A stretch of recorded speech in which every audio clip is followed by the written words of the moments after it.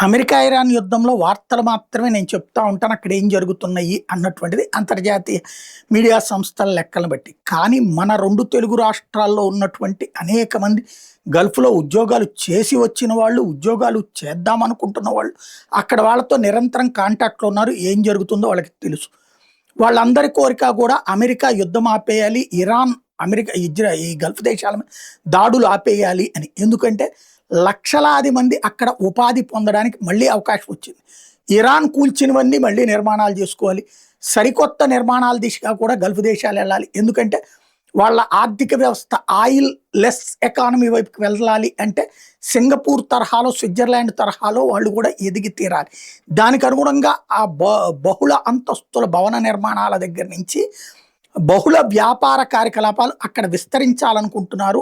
యుఏఈలో కానీ, సౌదీలో కావచ్చు, బహ్రెయిన్‌లో కావచ్చు, కువైట్‌లో కావచ్చు, వీటన్నిటి చోట్ల కూడా. ఇప్పటికే బ్రోకర్లు మాట్లాడేసి ఉంచారు. అక్కడ యుద్ధం ఆగిపోగానే మీకు ఉద్యోగాలు అన్నటువంటి. వీళ్ళు సిద్ధంగా ఉన్నారు. యుద్ధం ఆగితే ఉద్యోగానికి సిద్ధం. మరి ఏం జరుగుతుందో చూడాలి.